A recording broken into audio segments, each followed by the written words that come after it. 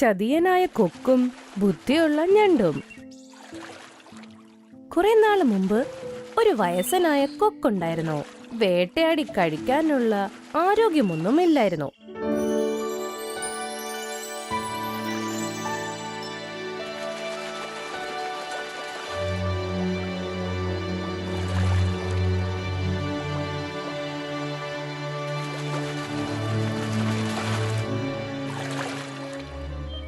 വിശപ്പ് കാരണം എന്തെങ്കിലും കുരുട്ട് ചെയ്യാമെന്ന് കരുതി. ഹലോ, ഞാൻ നിന്നെ 2 ദിവസമായിട്ട് കാണുന്നുണ്ട്. നിനക്കൊട്ടും വയ്യല്ലോ, കണ്ണൊക്കെ അകത്ത് കയറി പോയിട്ടുണ്ട്. ശരിക്കും എന്താ പറ്റി?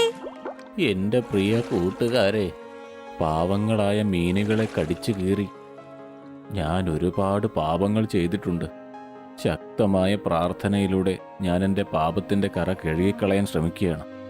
ഞാൻ അതിനുവേണ്ടി ഈ തടാകമാണ് തിരഞ്ഞെടുത്തിരിക്കുന്നത്.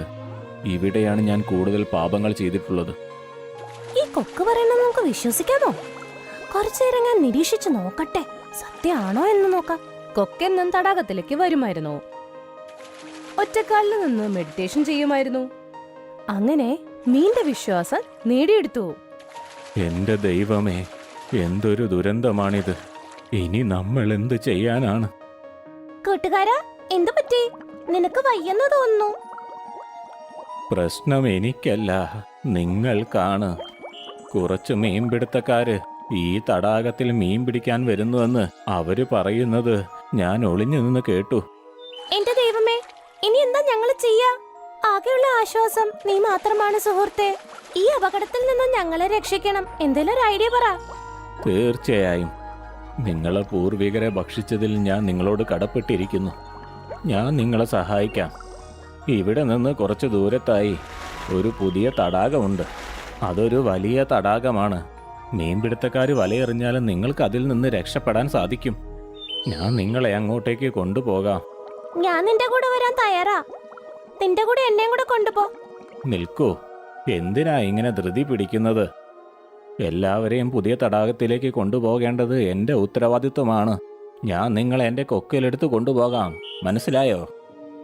കൊക്ക് മീനിനെ വേറൊരു തടാകത്തിൽ കൊണ്ടുപോവാന്ന് പറയും. എന്നിട്ടൊരു മലയുടെ അവിടെ ചെന്ന് അതിനെടുത്ത് തിന്നുകളയും. എന്നും ഇതുതന്നെയായിരുന്നു അവന്റെ പണിയും. ഞാൻ എത്ര വയസ്സനായിരുന്നാലും ഞാൻ ഒരുപാട് മീനുകളെ അപകടത്തിൽ നിന്ന് രക്ഷിച്ചിട്ടുണ്ട്.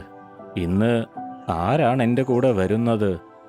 എൻ്റെ പ്രിയ സുഹൃത്തെ, നീ എല്ലായ്പ്പോഴും മീനുകളെ മാത്രമാ സഹായിക്കുന്നത്.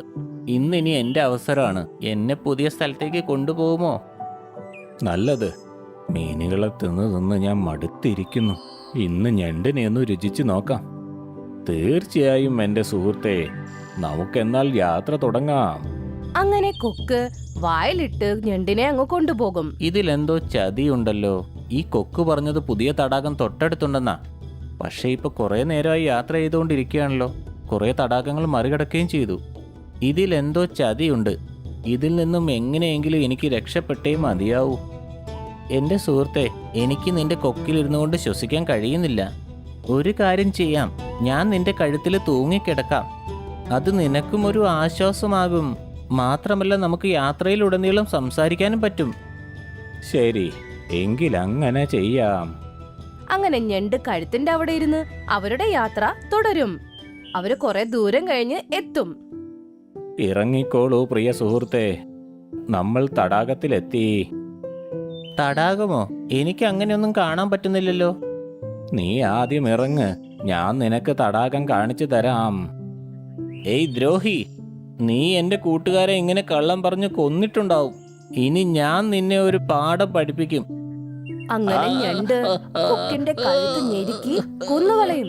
നിന്റെ ആഗ്രഹം എന്നേക്കും നിലനിൽക്കില്ല. ഒരു ദിവസം അത് നിനക്കെതിരെ തിരിഞ്ഞെന്ന് വരും. ഞണ്ട് അവിടെ ചെന്ന് രക്ഷപ്പെട്ട കാര്യവും നടന്ന ചതിയെക്കുറിച്ചും എല്ലാം തുറന്നു പറയും. ആ ദിവസത്തിന് ശേഷം തടാകത്തിലെ എല്ലാവരും ആരെയും കണ്ണുപൂട്ടി വിശ്വസിക്കരുതെന്ന് ഉറപ്പിച്ചു.